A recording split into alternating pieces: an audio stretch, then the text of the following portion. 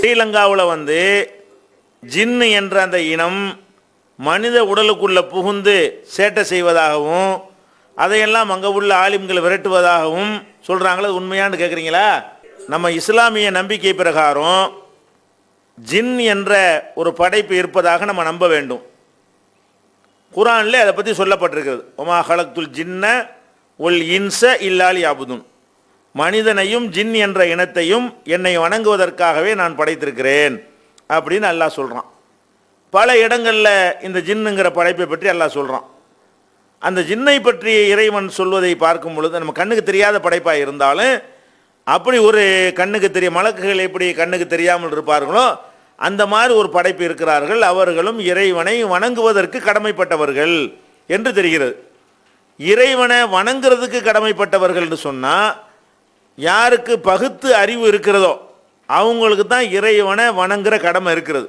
அப்போ வந்து இறைவன் வந்து மனிதனுக்கு கட்டளைகள் போடுற மாதிரியே ஜின்களுக்கும் கட்டளை போடுற காரணத்தினாலையும் மறுமை நாள் அல்லாஹ் கேட்பான், யா மாஷரல் ஜின்னி ஒல் இன்சி, மனித ஜின் கூட்டமே, அலம் யஅத்திக்கும் ருசுலும் மின்கும், உங்களுக்கு உங்களிடமிருந்தே ஒரு தூதர்கள் வரவில்லையா என்று கேட்பதிலிருந்து அவங்களையும் நல்வழிப்படுத்துவதற்கு இறை தூதர்கள் அனுப்பப்பட்டிருக்கிறாங்க என்பதெல்லாம் பார்க்கிறோம். இன்னும் நிறைய விஷயங்கள் இருக்கிறது. அப்போ இந்த ஜின்னுங்கிற அந்த படைப்பு இருக்கிறதை நீங்கள் நம்பணும்.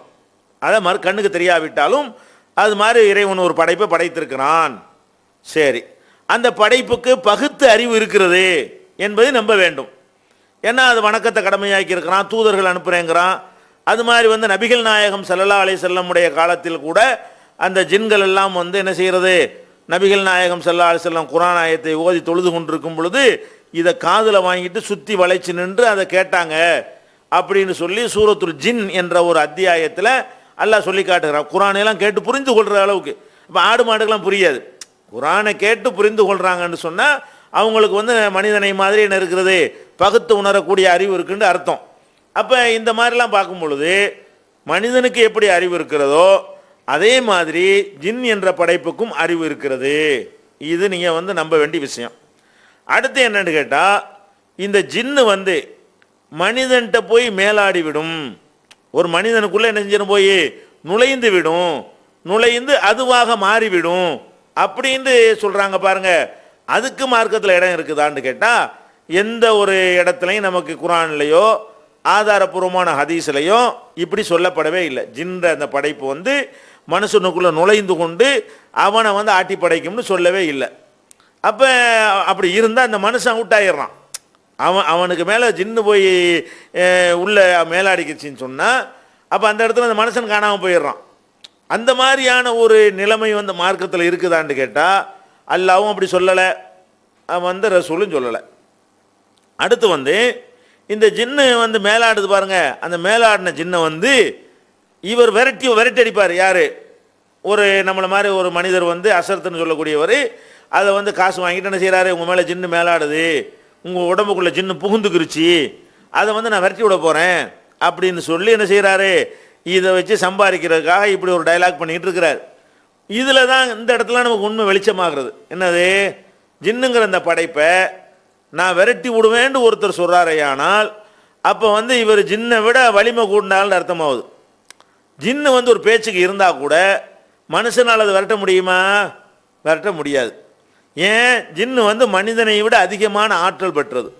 எந்த அளவுக்கு ஆற்றல் பெற்றது என்றால், சுலைமான் நபி காலத்தில் அல்லாஹ் அவருக்கு மட்டும் வசப்படுத்தி கொடுத்துருந்தான்.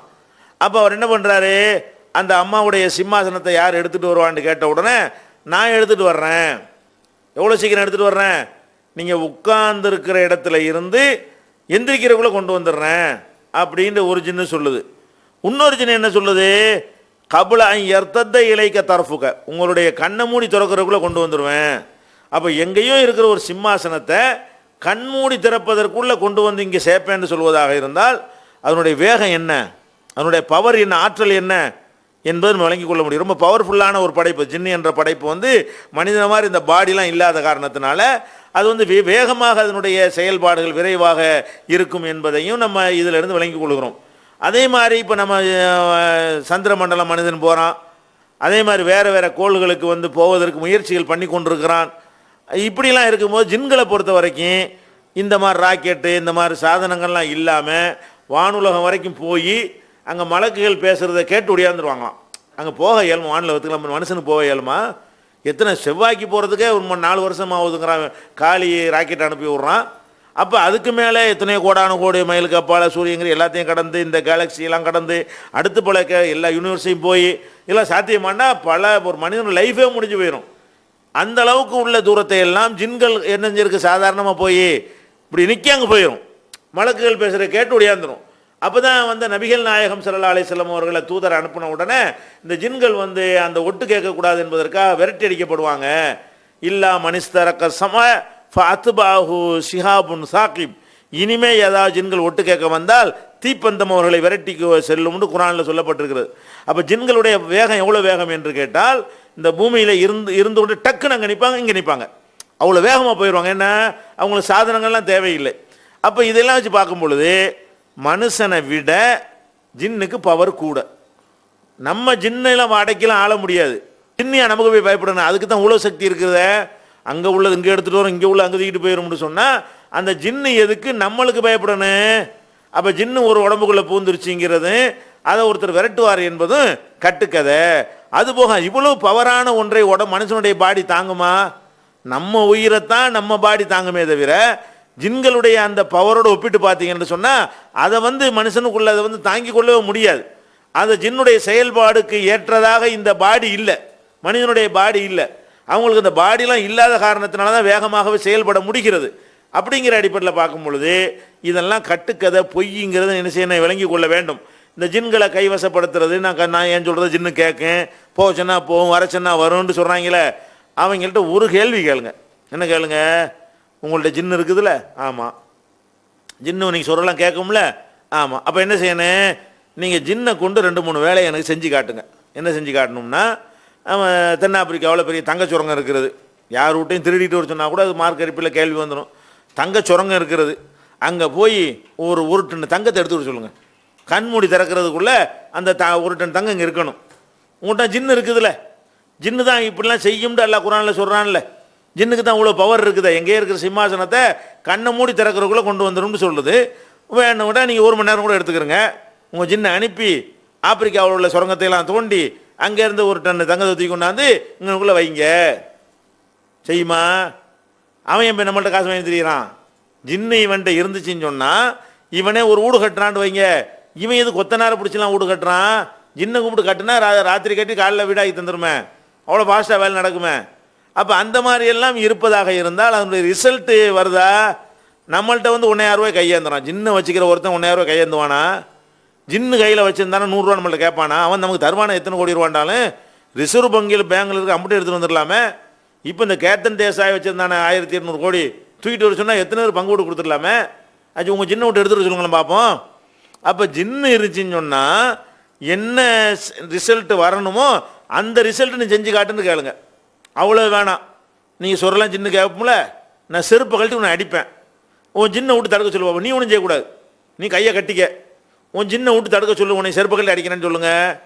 அந்த அஜரத்து மேலே அடி விழுவுமா விழுவாதா? விழுவும்ல. அப்போ போய் தானே அது. உன்னை ஜின்னு வச்சுருந்தா நீ என்ன பண்ணணும், இந்த கையை கட்டிக்கிறேன், என்னை அருவாள் நல்லா வெட்டுன்னு சொல்லு, நான் வெட்டுறேன். உன் ஜின்னு வந்து அதை பிடிக்கணும், நீ ஒன்றும் பிடிக்கக்கூடாது. உன் ஜின்னு வந்து என்னை வெட்ட விடாமல் தடுக்கணும். தடுக்குமா? இப்படி டெஸ்ட் பண்ண மாட்டேங்கிறீங்க.